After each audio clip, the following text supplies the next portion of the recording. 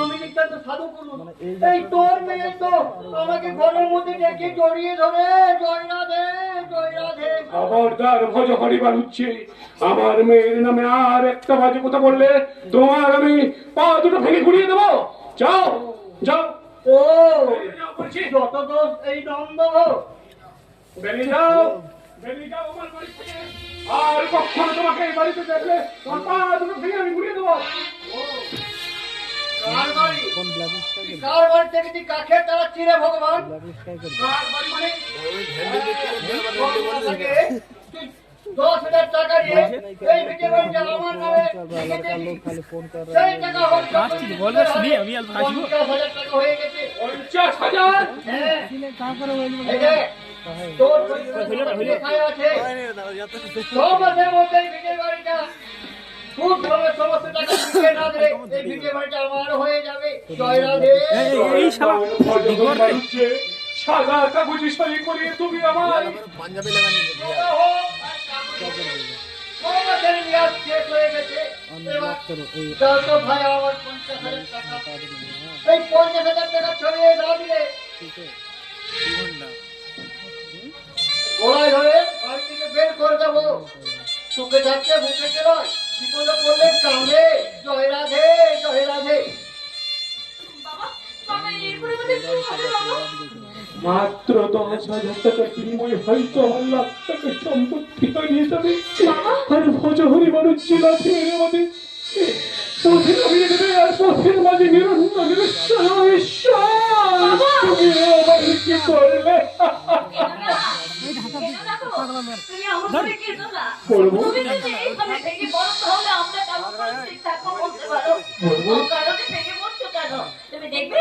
আমাদের কল্যাণ সব ব্যবস্থা করে দেবে। আমার বিপদের কথা শুনলে কেউ তাকে আটকে রাখতে পারবে না। ও যে ওর বাবাকে দেবতার কাছে পুজো করে, সেই দেবতার দুর্দিনের পাশে তাই কি কখনো আমার মন বলছে যে আসবে। তোমরা দেখে নিও, তোমরা দেখে নিও আমার বিপদের কথা শুনলে কি করতে ছুটতে আসবে। তুমি বলছো সে আসবে? খাওয়াবে ঠিক আছে চলিও ঠিক আছে সকাল তোদের টেনশন ঠিক আছে দাদা আসছে। একটা লোক এই নতুন মোটর গাড়ি এসে ওই পদ্ম দিঘির পরে দাঁড়ালো, সেই গাড়ি থেকে নেমে দাদা এদিকেই আসছে। তাই তো আমি জানাতে এলাম, জানো বাবা আমার জন্য 3 চাকার সাইকেল নিয়ে আসছে। এবার আমি সেই সাইকেলে করে সারাটা গ্রাম ঘুরে বেড়াবো।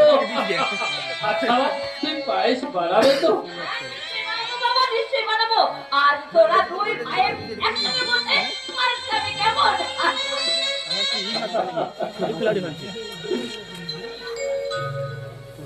ঠিক আছে নগণ হয়ে গেছে মালকে ফোন করছে বলবো বলবো তুমি রান্না চাপিয়ে দাও। আর আমি বাজারে চললাম মাছ আনতে।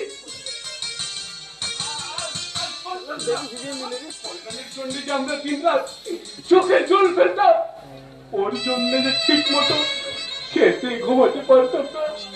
ওই কথাটা হতভাগাকে বলিস না রে। হতভাগাটা তাহলে ভীষণ ভীষণ দুঃখ পাবে। আর দুঃখটা তো তোমরা ইচ্ছে করে বাড়িয়ে দিয়ে ভগবান ভরতে চাইছো।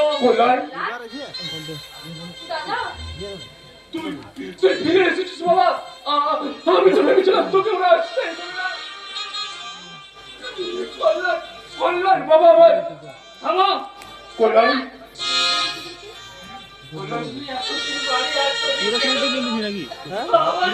সাইকেল এনেছে তো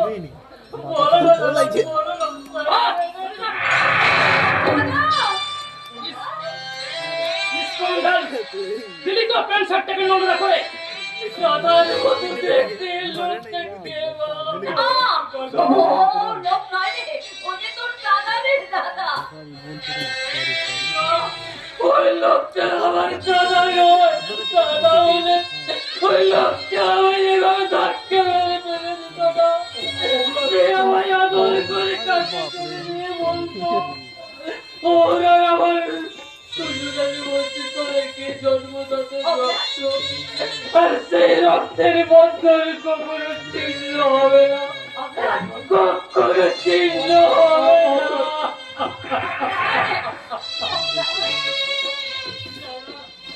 দাদার মতো দেখতে হলো, ও আমার দাদা নয়, ও দাদা আমার সম্পর্ক সম্পূর্ণ মিথ্যে, সম্পূর্ণ মিথ্যে।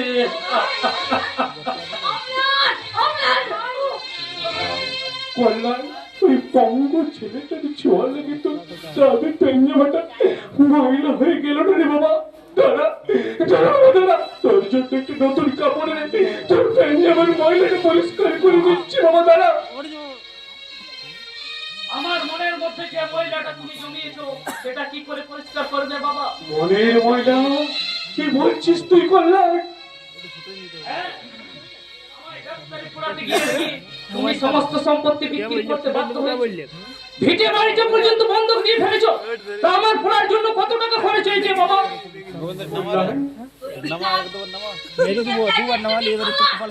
হ্যাঁ, হিসেব। তোমরা 5 টাকা খরচা করবে আর 500 টাকা ফর্দ দেখাবে, আর তোমার সামনে ভালো লাগবে জীবনে বেরোবে। ছেলের জন্য আমি এই করেছি, ছেলের জন্য আমি ভিখারি সেজেছি। কল্যাণ তোমরা কত টাকা সম্পত্তি বিক্রি করেছো আর আমার পড়ার জন্য বা কত টাকা খরচ হয়েছে দেখি তোমার হিসাব। বাহ, বড় লোকের চাবি নেই, দুদিনে তুই এত টাকা নিচ্ছিস দাদা। আচ্ছা আচ্ছা, তোর কাছে রক্তের সম্পর্ক আছে, ওর টাকা নাই বড় হলো। চুপ কর। ছোট মুখে বড় বড় কথা বললে লাঠি মেরে মুখটা ফেলে দেবো। বাবা দেখি তোমার হিসাবের খাতা। আমি নিজেই তো হিসাবের খাতারে মতো ভাতা। ভালো করে আমার দিকে চেয়ে দেখ, তাহলে দেখতে পাবি তোকে সবাই বলছি আজ আমি নিজেকে কতখানি নিঃস্ব করেছি তোকে তোকে সুখী করতে। আমার জীবনে কতখানি দুঃখ যাওয়ার জন্য ভালো করে তুই দেখ কল্যাণ, ভালো করে তুই দেখ। তুই তুই তুই ভাগ নিবি কল্যাণ, তুই কি এসবের ভাগ নিবি কল্যাণ, তুই কি এসবের ভাগ নিবি? ওসব লাগাবে থামাও। হিসাব হিসাব আমি দেবো রে কল্যাণ, হিসাব আমি দেবো। কিন্তু কিন্তু তুই তো ফিরেছে অনেক অনেক বড় বড় বই বলেছিস, কোন ভাষায় পিতৃর কাছে পুত্রের হিসাব সেই বলতে পারিস কল্যাণ? তুই বলতে পারিস? তবে জানিস কল্যাণ যে যে 5টা বছর তুই বিরতি কাটিয়েছিলি না রে, সেই 5টা বছরের 5টা রাত ভালো করে ঘুমাতে পারিনি রে। একটা দিনও পেট পুরে খাবার খাইনি রে। ডাক্তার যেখানে বেশি টাকা খরচ পাই যাবে, আমার ছেলের পড়াশোনার খরচ পাঠাতে পারবো না, সেই ভয়ে আমি অসুস্থ হয়ে শুধু গ্লাস জল খেয়ে বিছানায় কাটিয়ে দিয়েছি রে। সে কথা কি তুই জানিস রে কল্যাণ? সে কথা কি তুই জানিস?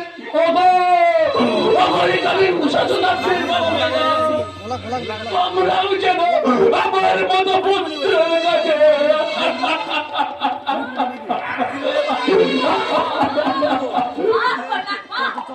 আমার কর্তব্যের যতটা প্রতিদান দিলি তুই, অথচ অথচ তোর বাবা তোর জন্য কি না করেছে? এই মানুষটা তোর উপর ভরসা করে নিজের জীবনটাকে নিঃশেষ করে দিয়েছে, অথচ তুই থাক বলবো থাক, অন্তকে চাল দেখিয়ে কি লাভ বলো? কল্যাণ কল্যাণ চাইনি, শুধু শুধু কলেজ ওই একটা অনুরোধ করছি বাবা, তুই রাখবি। 6 মাস আগে আমি ভজহরিদার কাছে 10,000 টাকার বিনিময়ে আমাদের ভিটে বাড়িটা বন্ধক রেখেছিলাম। তাই তাই টাকা এখন সেই টাকা এখন সুদে আসলে 50,000 হয়ে দাঁড়িয়েছে। তাই ওই টাকা যদি আমি দিতে না পারি তাহলে ওই ভিটে বাড়িটা যে তার নামে লিখে দিতে হবে বাবা। তাই তাই বলছি আপনারা ওই 10,000 টাকা দিয়ে আমার ভিটে বাড়িটা তুই চালিয়ে দে বাবা। 10,000 টাকা দিয়ে ভিটে বাড়িটা তুই চালিয়ে দে। বাহ বাহ বাহ, কি চমৎকার প্ল্যান তুমি খাটিয়েছো। আমার কাছ থেকে টাকা লাগানোর প্ল্যান খাটিয়েছো। করলাম 10,000 টাকা নাকি 6 মাসে সুদে আসলে 50,000 টাকা হয়ে গেছে। করলাম এখন আপনারাই বলুন না আমার কি করা উচিত।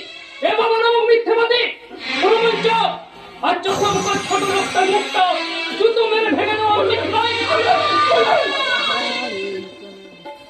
শোন ছোট লোক, ছেলের পেছনে সামান্যটুকু খরচ করেছিস বলে তার সুখ স্বপ্ন ভবিষ্যৎকে নিংড়ে শুষে নেবে তা কখনোই আমি হতে দেবো না। তোমাদের সঙ্গে সমস্ত সম্পর্ক ছিন্ন করে আমি চিরদিনের মতো চললাম। নেই তো কোথাও ভালোবাসা, স্নেহ করুণা প্রীতির ভাষা। নেই তো কোথাও ভালোবাসা, স্নেহ করুণা প্রীতির ভাষা। পৃথিবীটা টাকারি গোলাম, আমি তুই বড় সকলে।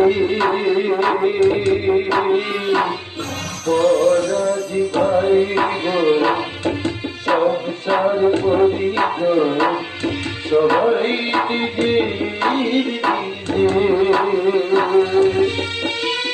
মানুষকে আজাদ কুমারু।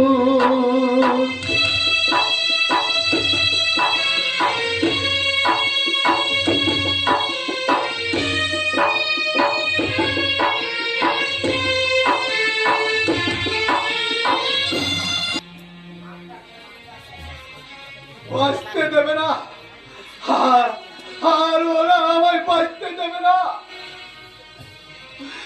আজ 2 দিন হয়ে গেল একটা পোড়া রুটিও ওরা আমায় খেতে দেয়নি। বাবা বাবা, আজ তুমি কোথায়? শুধু একটি বার দেখে যাও। তোমার আদরের খোকা খিদের জ্বালায় হাহাকার করে কাঁদছে, হাহাকার করে কাঁদছে। এই দেখো লুকিয়ে লুকিয়ে আমি তোমার জন্য খাবার এনেছি। খাবার এনেছো? কই দাও দাও দেখি। এ কি? আমার ভাগ্যে কি একটু ভালো খাবার জুটবে না? অসর ভালো খাবারই আছে গৌতমদা, কেউ যাতে না কোনো সন্দেহ না করতে পারে সেই জন্য পোড়া রুটির মধ্যে লুকিয়ে আমি ভালো খাবারই এনেছি। অসর তুমি এই শিগগিরই খাবারগুলো খেয়ে নাও তো, কেউ দেখে ফেললে আমাদের দুজনেরই বিপদ হতে পারে। আমি না হয় ওদের হাতে বন্দি, কিন্তু তোমার আমার কিসের বিপদ হয়? এই সংসারে তোমার মতো আমিও যে বড় একা গৌতমদা। দাদা দিদি বাবা কারোর মধ্যে মানুষত্ব লেশ মাত্র নেই। ওদের সাথে বেকার করলে ওরা বোধহয় আমাকেও বাঁচতে দেবে না। যাবো সব কথা, তুমি আগে এই খাবারগুলো খেয়ে নাও তো। তোমাকে ধন্যবাদ দেওয়ার ভাষা আমার জানা নেই ভাই। সবাই আমাকে ঘৃণা করলো, তুমি যে কেন আমার এত ভালোবাসো তাও ঈশ্বরই জানে। গৌতমদা তোমাকে দেখে আমার কি মনে হয় জানো ভাই? কি মনে হয়? মনে হয় আগের জন্মে তুমি আমার আপন ভাই ছিলে। ও সহদর না হলে বুঝি আপন ভাই হওয়া যায় না? তাই বুঝি আমার দিয়ে এই খাবারগুলো খেতে এতই সংকট? আগের জন্মে ভাই বুঝি এই জন্মের ভাই হওয়া যায় না? খাবে? এসো।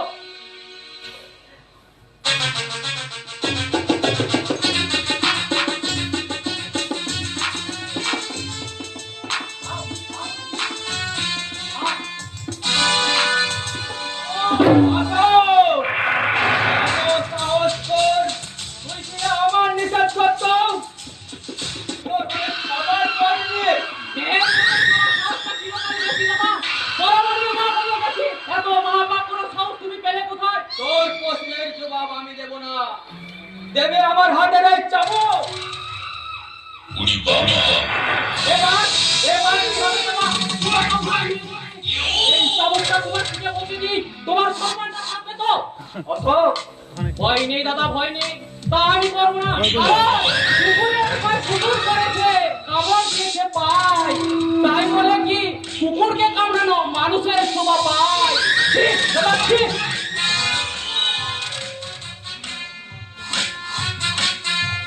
রাজকেশটার বড্ড বার বেড়েছে, এবার এবার ওকে থামিয়ে দিতে হবে। কি বলছো তুমি? নিজের ভাইকে ম্যাডাম, এখনো বল, এই চলিলে তুই করবি কি না? না, আমি মরবো, তবু ওই ধরনের ভাই মারবো না। তাহলে তিল তিল করে মরার জন্য প্রস্তুত হ। Doctor, injection. না, ওই ইঞ্জেকশন আমায় আর দিও না। ওই ইঞ্জেকশন তুমি আমায় আর দিও না। ওই ইঞ্জেকশন দিলে আমি যে একেবারে উন্মাদ হয়ে যাবো, উন্মাদ। তোমাকে উন্মাদ করিবার জন্যই তো আমি ট্রিটমেন্ট শুরু করিয়েছি মাই বয়। ডাক্তারবাবু, এখন কিন্তু আপনি তেমন কাজ যেভাবে করলেন না ডাক্তার। হবে হবে, ধীরে ধীরে কাজ হবে। এই ইঞ্জেকশন পুশ করিলে টোটালি উন্মাদ হয়ে যাবে। না, ওই ইঞ্জেকশন আমায় দিও না। ওই বিষের তীব্র যন্ত্রণা আর আমি সহ্য করতে পারবো না। আমায় তুমি বাঁচাও। নেভার দেবে না, সুস্থ থাকিতে দেবে না। আমি তোমাকে মেট করিয়া দিবে।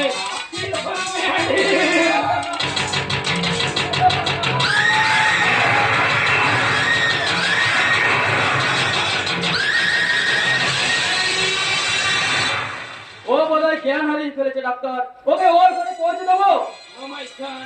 এখন আমি ওকে কিছু এক্সট্রা ট্রিটমেন্ট করিবে। ঠিক আছে ডাক্তার, আপনার কাজ করার জন্য আপনাকে 50,000 টাকা অ্যাডভান্স দিয়ে দিল।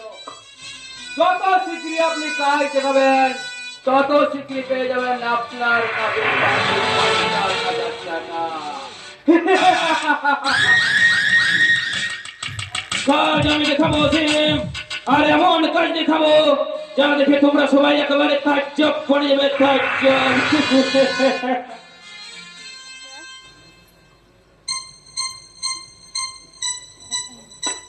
গৌতম, গৌতম, তোর বড্ড লেগেছে তাই না রে? চাবুক মেরে ওরা তোর সারা শরীরটাকে ক্ষত বিক্ষত করে দিয়েছে।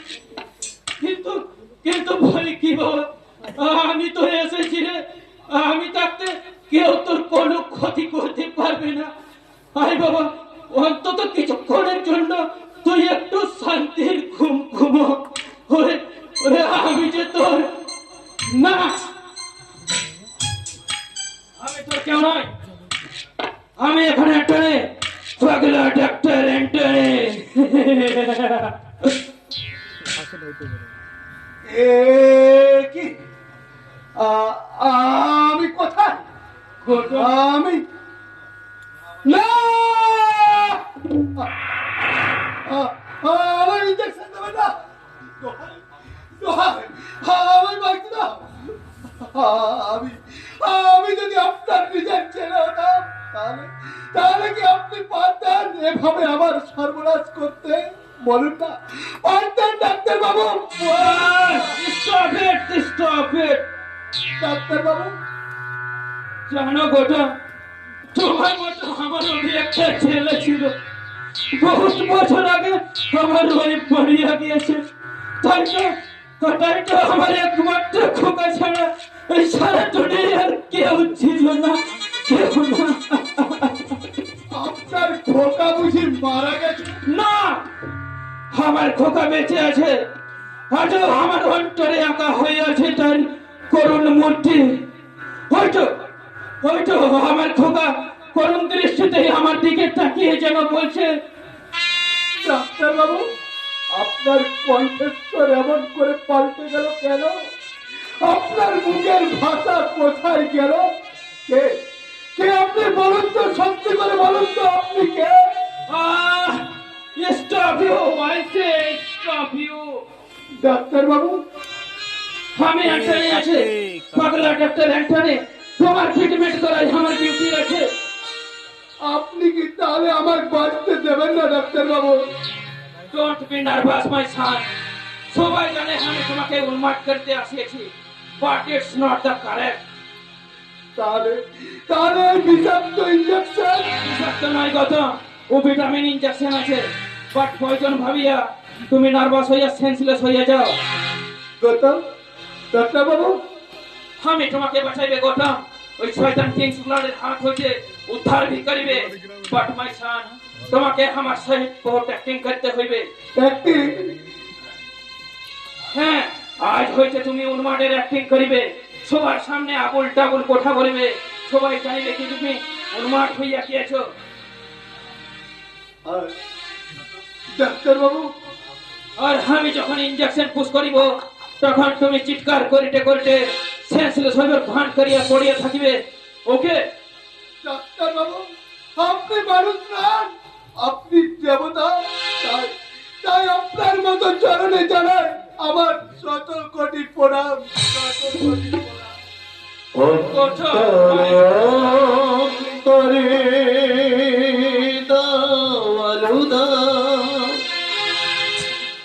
কালিমা কলুষ যত মুছে দিয়ে যাও, জাগো জাগো সুন্দর তোমার আলোয় ছবি রাগিয়ে তোলো,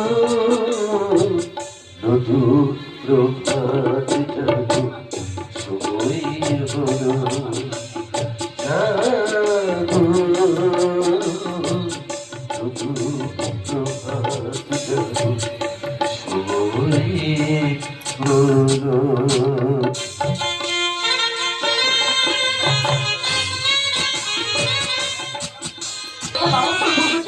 চিরদিনের জন্য বাড়ি ছেড়ে চলে গেছে, সেই দুঃখে বা দিন রাত কাঁদছে। বাবাও যেন কেমন হয়ে গেছে।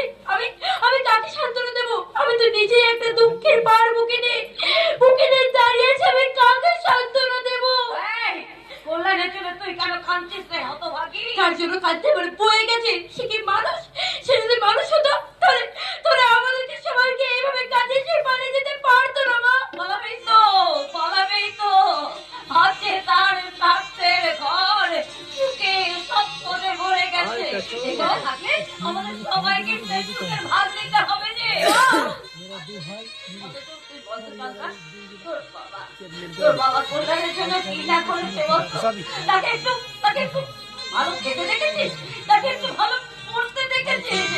যে মানুষটা কল্যাণ করে নিজের জীবনটাই মাটি করে দিল, কেউ তাকে চিনল না। কেমন করে চিনবে বলবো? স্বার্থের চশমা চোখে দিয়ে সে যে এখন নতুন রঙিন সুখের জগৎ দেখতে পেয়েছে, ফেলে আসা অন্ধকার তার যে চোখে ধরা পড়বে না বলবো, তার চোখে ধরা পড়বে না।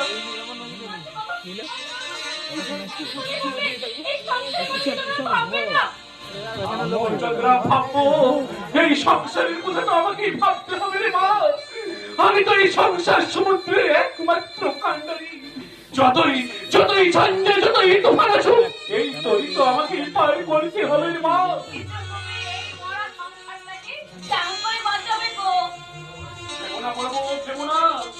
সেই সংসারকে বাঁচানোর প্রয়োজনে আমি মজুর থেকে মাটি কাটবো, পুলিশে যে বাবুদের মত বলবো, আর তাই যদি না পারি তাহলে রাস্তার মধ্যে দাঁড়িয়ে বলবো, বাবু মশাইরা আমি ওর সুপারিশ সম্বন্ধে এক হতভাগ্য বৃদ্ধ ব্রাহ্মণ, আমার স্ত্রী আর পঙ্গু পুত্র আর এই বিবাহযোগ্য মেয়ের মুখে হাত তুলে দেওয়ার জন্য আপনাদের কাছে আমি দুহাত পেতে ভিক্ষা চাইছি বাবু মশাইরা, দুহাত পেতে ভিক্ষা চাইছি।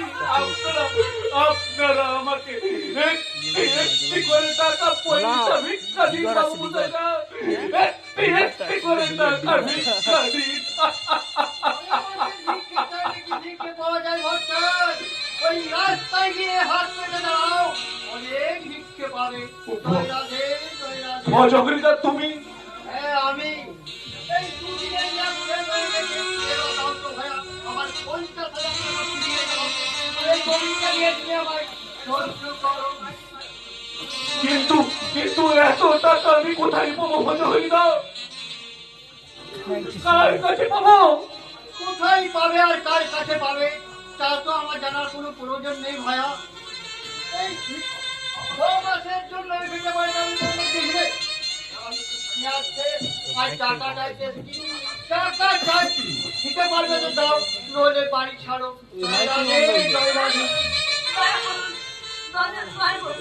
আমাদের যদি এই বাড়ি থেকে তাড়িয়ে দেন তাহলে যে আমরা কোথাও মাথা গোঁজার জায়গা পাবো না। কে বলে জায়গা পাবে না?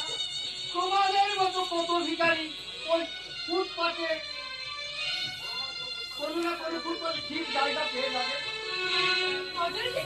না নাও, কিছু বাড়িটা খালি করে দাও তো। ওরে নন্টে পিঠে হাবলা হবো, ওই ঘরের জিনিসপত্র সব বাইরে ছুঁড়ে ফেলে দে। ভাবিস রে তোদের ওই সরস্বতী পুজোয় পুরো পুরো 500 টাকা আমি চাঁদা দেবো।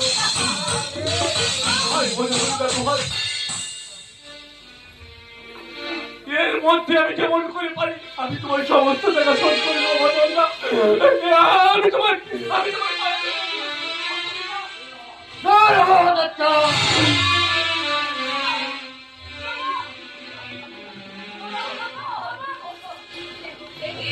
আমার বাবার শরীরে রক্ত পড়ছে। ভজহরি মানুষে আজ আজ কালের বিচার তুমি যে পাপ করলে, মহাকালের বিচার এইভাবে শাস্তি তুমি পাবে। আর যেমন ভাবে তুমি আমার বাবাকে ছেড়ে ফেলেছিলে, একদিন কালের বিচারে তোমাকেও আমাদের বাড়ি থেকে ঝাড় ধাক্কা দিয়ে ফেলে দেবে। সাব্বাস তোর সাব্বাস। এই ধর্ম সত্য রক্ষার যে অপূর্ব প্রতিদান, যারা তোমায় দিন রাত গালিগুলোজ করে তাদের পাপের পোশাক ঝুঁকে সম্প্রদায়ে ভরিয়ে দাও। আর যারা দিবানিশি তুলসী চন্দন দিয়ে তোমায় পুজো করে তাদের দিকে ছুড়ে দাও মোটা মোটা হাহাকার। ওরা আমাদের ঘরের সব জিনিসপত্র বাইরে ফেলে দিচ্ছে কেন? কেন? আমাদের আর নেই রে ভাই, এই বাড়িটা তো এখন ওদের হয়ে গেছে। এই বাড়ি আমাদের, এই বাড়ি আমরা কাউকে ছাড়বো না, কাউকে ছাড়বো না। তোর বাপ দেবে রে হারাম জানা, তোর বাপ দেবে। তুই 4টা ফুটকে ছোড়া। হে ভগবান, আমার বাড়ি থেকে বেরোবি না ওই নন্টে পিন্টকে ডেকে গোলা ধাক্কা দিয়ে বের করে দেবো। থাক ভজহরি দা থাক, তোমাকে আর কষ্ট করতে হবে না। আমরা আমরা এবার ছেড়ে বাড়ি চলে যাচ্ছি। ওই তো আমার কোথায় যেতে হবে? কোথায় যেতে হবে? ওরে মা, যাদের কিছু নেই তাদের তো খোলা পথ আছে, খোলা আকাশের নিচে গাছের তলায় আমরা বাসা বাঁধবো। সবুজ ঘাস হবে আমাদের শান্তির শস্য, আর ভিক্ষায় অন্ন হবে আমাদের সুখের রাজভোগ। এমনি করে আমরা আমাদের বাকিটা জীবন কাটিয়ে দেবো রে মা। তুমি চুপ। বাবা, বিদায় জন্মভূমি।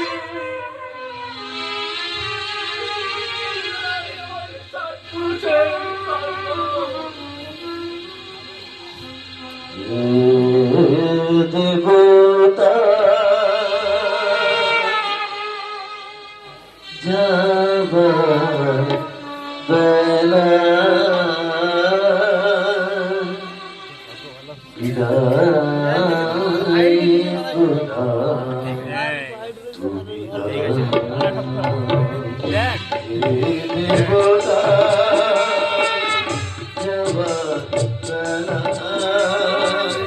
বিদায় খোদা, তুমি আসি মুখ আসি মুখ অভিশাপ ছুড়ে দাও।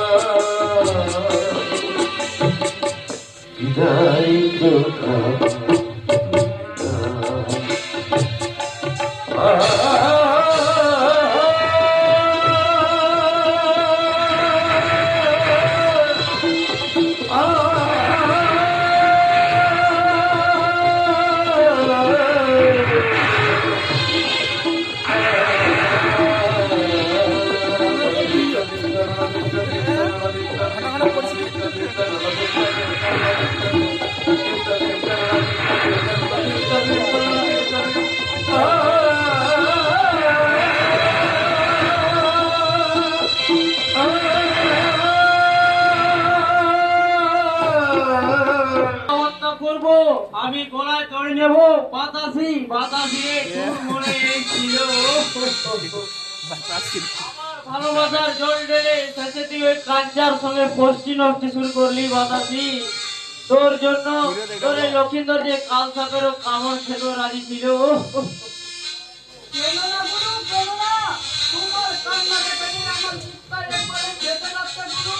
তুমিও মরলে আমিও মরবো গুরু। না রে ভোঁদা, না তুই মরিস না, বরং আমি মরলে আমার মরা দেহটাকে কবর দিয়ে তার উপর একটা প্রেমের সমাধি বানাবি।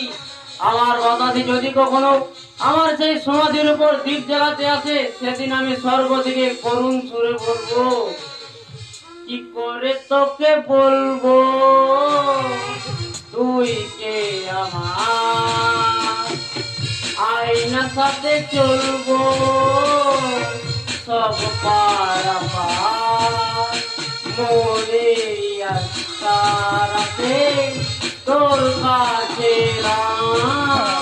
হারিয়ে গেলাম, কি করে তোকে বলবো তুই কি আমার।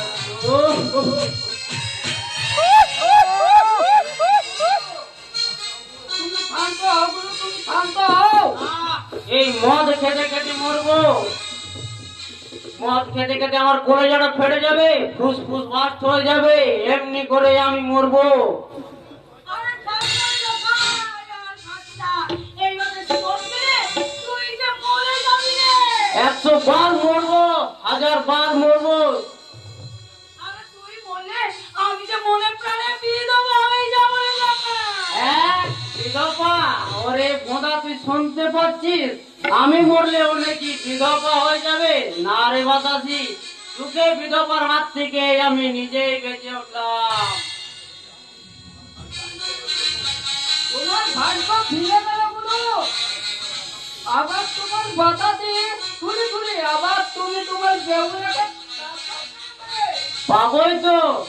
এই লক্ষিন্দর ছাড়া তার বেহুলা কি ওই কাজ করা না, মানে কাঞ্চার ছাড়ার সাথে ঘর বাঁধতে পারে? তুই এবার যা ভোলা, আমরা এখন একটু প্রেম প্রেম করবো। আমিও তোমাদের প্রেম করা দেখবো গুরু। আমিও তোমাদের প্রেম করা শিখবো। তারপরে পুচকিকে প্রেম করে বলবো, পুচকি আই লাভ ইউ পুচকি, আমি তোমায় ভালোবাসি। দেখলি বাতাসি, ভোলা তোমার প্রেম করতে শিখে গেছে। তার শিখবে না, তার শিষ্য দেখতে হবে তো। তোর কথাগুলো বড্ড ভালো রে বাতাসি। এই মুখ পড়া, আবার কেন তুই আমাকে বাতাসি বলে ডাকিস? তুই আমাকে বেহুলা বলতে পারছিস না? বেহুলা? হ্যাঁ, আমি তোর বেহুলা আর তুই আমার লক্ষিন্দর। আজই তুই আমার ঘরে চল বেহুলা, আজই তুই আমার ঘরে চল বেহুলা। আজ নয় রে, আজকে নয়, আজকে নয়। শোন না, শোন না, শোন না, ওই পূর্ণিমাতে তুই টোপর মাথায় দিয়ে বর সেজে আসবি, আর আমিও না তোর বউ সেজে তোর জন্য ঘরে চলে বসে থাকবো। সেই দিন তুই আমাকে তোর ঘরে নিয়ে যাবি, কেমন? তুই নাচবে রে? ওই যে আগামী পূর্ণিমার দিনে আমি না তোর জন্য মালা কিছু রাখবো।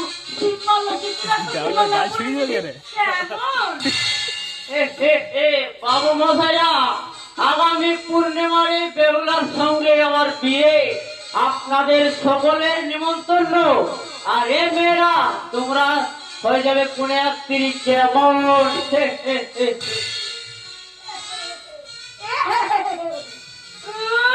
মুখ পড়া, আমার সঙ্গে তোর বিয়ের সাথ, আমি তোর ঘোষা মুখ পড়া। এমন তোকে শিখ